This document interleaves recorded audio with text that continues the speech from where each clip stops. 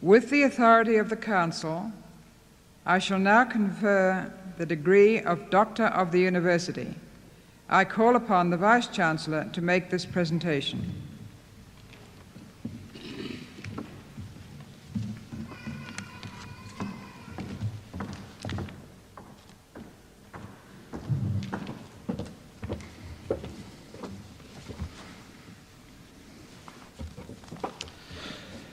Acting Chancellor, Hugh Alexander Dunn was born in Rockhampton in 1923 and was educated at the Brisbane Boys College. After completing an arts degree at the University of Queensland and winning a Queensland Rhodes Scholarship in 1949, he graduated from Oxford University with a Bachelor of Arts in 1952. After initially working as a reporter for the Courier Mail in 1953, he joined the Department of Foreign Affairs, where he became a distinguished diplomat.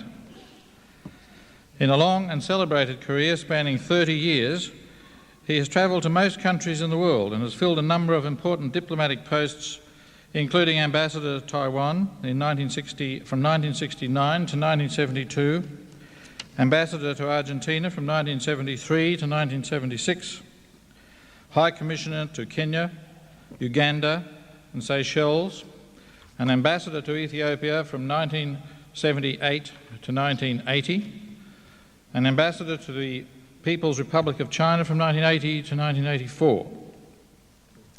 He has also served in Saigon, Washington, Tokyo, Peru and Paraguay.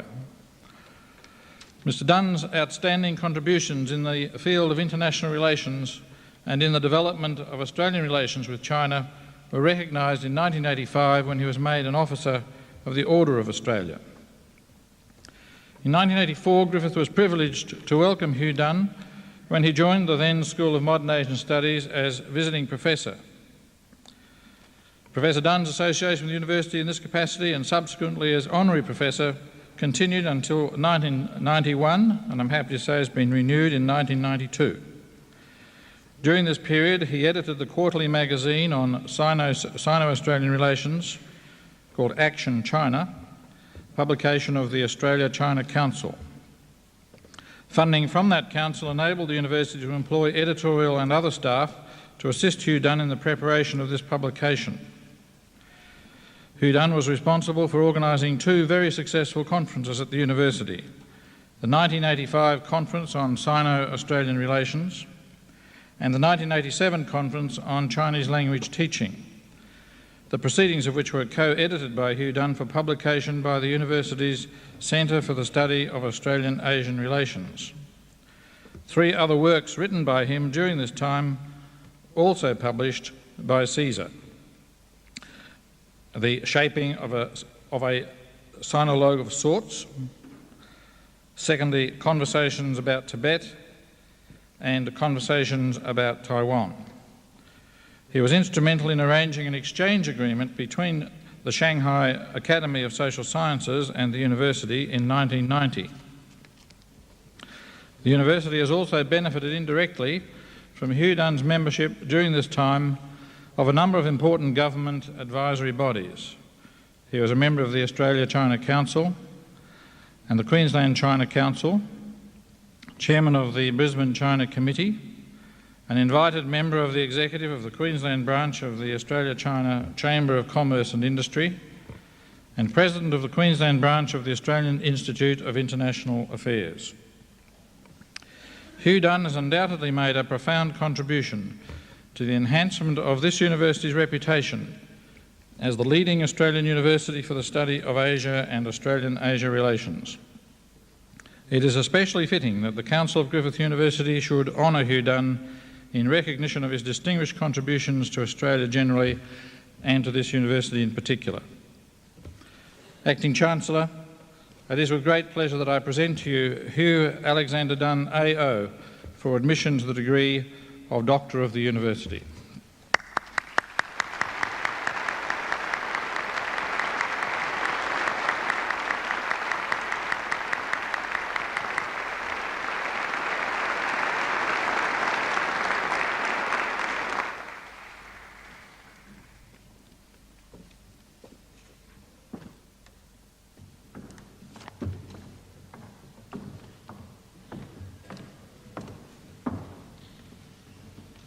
I now call upon Mr. Hugh Alexander Dunn, Officer of the Order of Australia, Doctor of the University, to deliver the occasional address.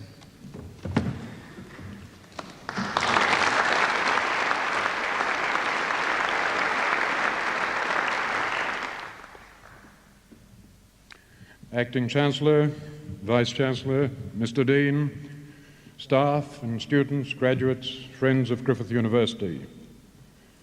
Thank you for the honour you've done me and for the generous things said in the citation. I think it's very good that on occasions such as this, even very modern institutions like Griffith University adhere to the courteous, old-fashioned custom of mentioning only achievements and not shortcomings. Very few things in life have pleased me more than the offer of this doctorate. I was, in fact, so pleased that I forgot my manners. I ignored the proper classical Chinese ritual when offered a high appointment. One should bow twice and modestly decline, then accept the third offer. But since I wasn't sure that Griffith would know and follow that ritual, I took no chances and accepted by return mail. One subtle reason for your making the offer was no doubt to correct an anomaly. Most professors become doctors first, but some years ago the university honoured me with an honorary professorship. Somebody must have noticed that I should also be a doctor so as to be properly qualified, and hence, in part, this ceremony. Of course, doing things in what seems to be, to some, the reverse order is by no means unnatural. When I began to read classical Chinese, the text ran from top to bottom and from right to left, and that quickly seemed completely normal. One early lesson that I learned from Asian studies was that the Western way of doing things was not immutably and eternally correct. That lesson can and should be learnt in many disciplines as we seek to overcome the stubborn vestiges of post-colonial arrogance. The second lesson was probably about time. It's easy to be overawed by Asian civilizations which have evolved over millennia. Our 200 years of westernized history is only a blink of an eyelid in comparison. And it certainly is important for us to see things in temporal perspective, to accept the need for patience and for long sustained and disciplined effort, and also the inevitability of periodic setbacks. But of course, in the light of infinite time, as the Chinese philosophers would say, millennia and centuries are much the same, and we have many reasons to be proud of what Australia has achieved. Despite our mistakes in dealing with a land new to Europeans and its people, mistakes which we must try to rectify to the degree possible today in equity and common sense, we have overcome many challenges in peace and war. Over the years, many migrants from virtually every country in the world have come here seeking political stability, economic prosperity, impartial justice, democracy, and respect for human rights. We've done a great deal in these regards. There are some areas which still need greater and long-term attention. We have worked hard, and we have, of course, been and still are a lucky country. But from now on, we're going to have to work much harder and to make our own luck. To take one example, we have been lucky to have English, at present a virtually universal language, as our only official tongue. I spent some time in Canada and I saw the problems that arise when you have more than one official tongue. English is a strong unifying factor, and we should try to ensure that all who live here can use it fluently. And that, incidentally, includes improving the spelling, grammar, and punctuation of native English speakers. There's no contradiction between saying that and saying that we must do more to ensure that we promote Asian skills and knowledge and respect of cultures in Australia and abroad.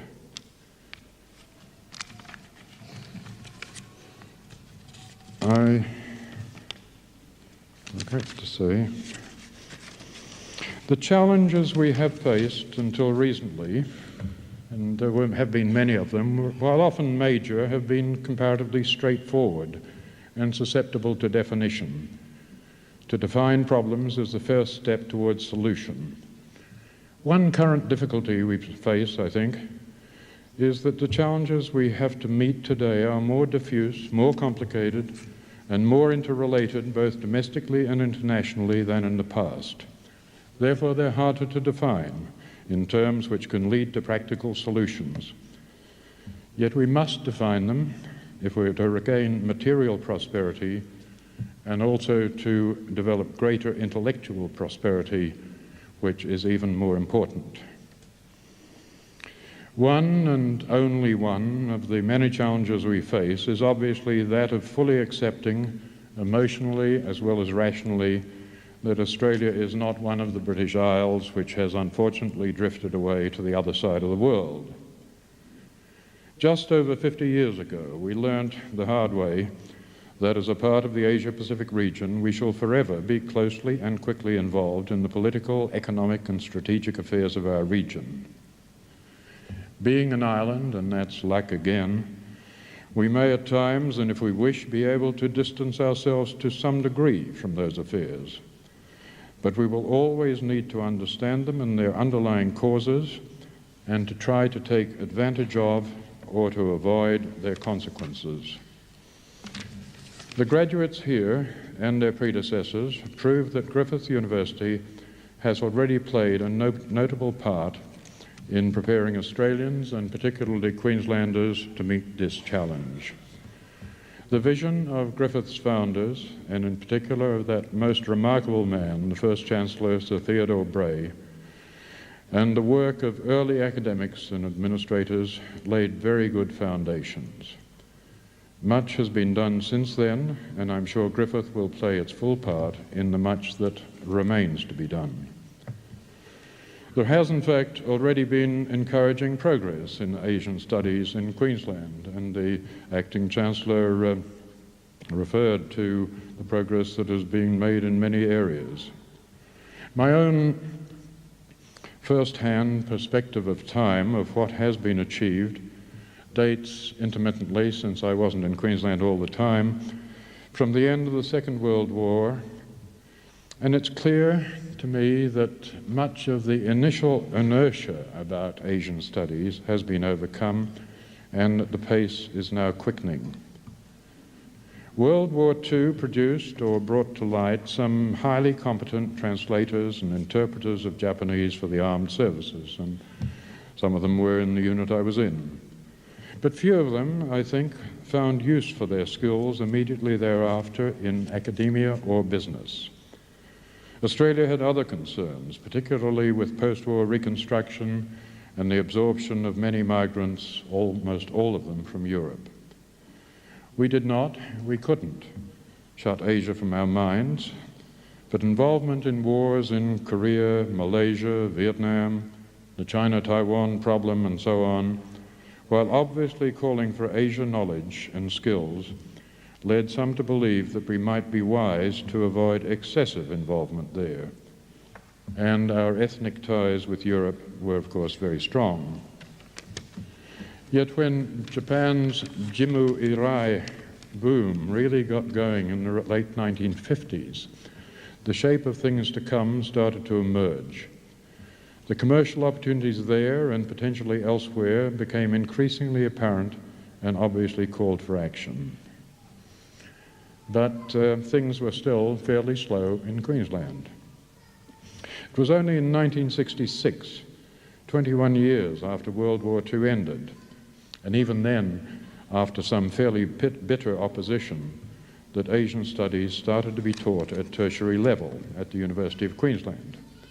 Japanese was offered from that year, Chinese from 1970, and Korean from 1990. Growth is continuing across the river.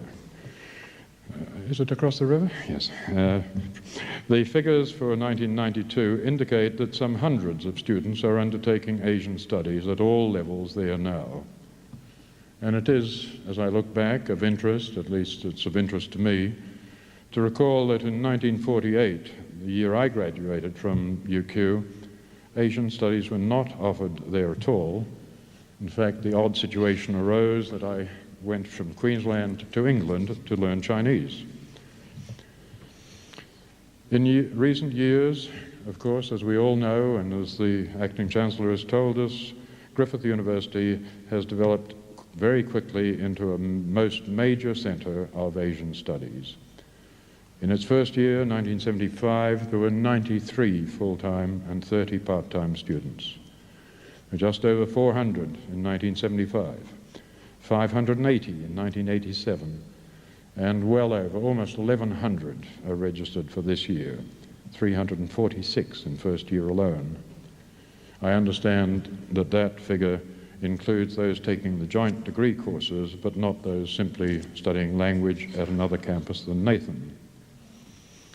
That rate of growth seems likely to be at least maintained in the coming years, in large part because of the virtual revolution and the very exciting revolution that is taking place in Queensland schools and which is just beginning in earnest.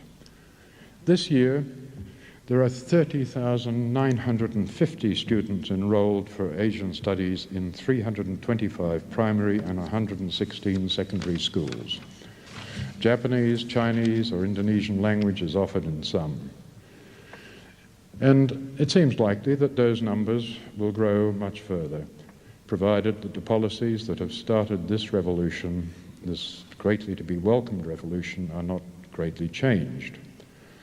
I'm told that the full impact of school leavers on the job market, to some degree on society in general, and on universities, will be felt in about 5 years. Unless they're discouraged at school or by lack of job opportunities, some of these school leavers will come on to tertiary institutions as first-year students. They will start with a considerably higher average level of language and general knowledge about Asia than now. The level for graduation will thereafter also presumably have to rise. And there will be even heavier calls on the skills and standards of staff, demands on space, and on finance. And since it's axiomatic that there's never enough money, there could well be acute competition for funds between the needs of teaching and research, of bigger and better language laboratories, and of arrangements for students to hone their Asia skills through exchange programs with foreign institutions. These predictable needs are doubtlessly being planned for now at tertiary, as well as I understand they are at school level. In such planning, there remains the need to define what the purpose is. As I recall discussions before Griffith existed, when it was still essentially a gleam in Sir Theodore Bray's eye, he and others of the founders wisely saw language as a tool for communication and a key to other cultures. It said that every language you learn gives you another soul. They realized, as some of the early graduates did not, that the admittedly great effort they expended to learn a difficult language did not automatically mean that the world then owed them a living. Language needed to be combined with other skills and experience in commerce, teaching at all levels, law, science, diplomacy, engineering, or other professions. And after graduation, there was still the long ladder of success to be climbed. For some years, I feel, but I may be wrong, Griffith rather lost sight of that realistic vision, possibly because in easier times than now it was thought too hard, or it would take too long for impatient students to combine Asian studies, including language, with other disciplines. But the graduates here today are, I think, proof that Griffith is back on track, if it ever got off it, with its combined degrees in particular. Some refinement may be necessary, and I don't know enough about the new law school to speak with confidence, but One can say that while, for example, international commercial law is now a part of what might be termed global culture, some of the basic concepts of the law's role in society in general differ greatly from culture to culture. A qualification to practice law in Australia, even combined with an Asian language, does not necessarily lead to understanding some of those concepts, and the concepts are deeply embedded and will not change fundamentally. The modernization of Asia does not mean westernization. The terms are far from synonymous. As for language skills, very few Australians will or will want to reach the standards of precision and fluency required of, for example, a United Nations simultaneous interpreter. Nor would there be full-time jobs for more than a handful of them in Australia. But language is, nevertheless, a most important component of the Asian skills we need so much in so many professions.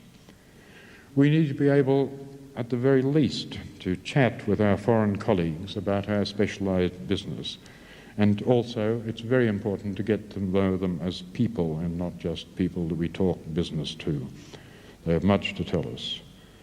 It's also desirable to have enough language competence and precision is a very important thing, precision in both English and the foreign language, to follow negotiations being conducted through professional interpreters.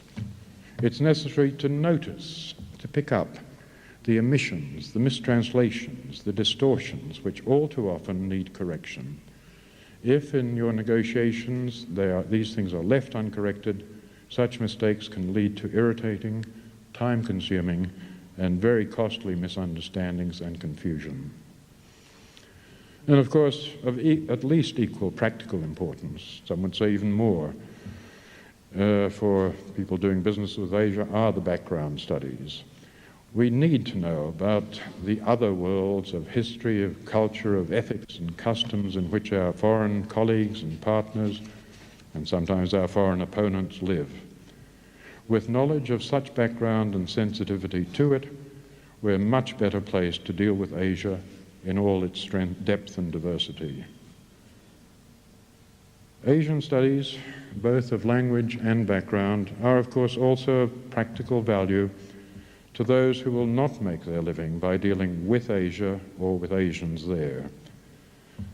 They certainly enlarge our vision, but not only do that, they also vastly increase the prospects of understanding and harmony within our own multicultural society.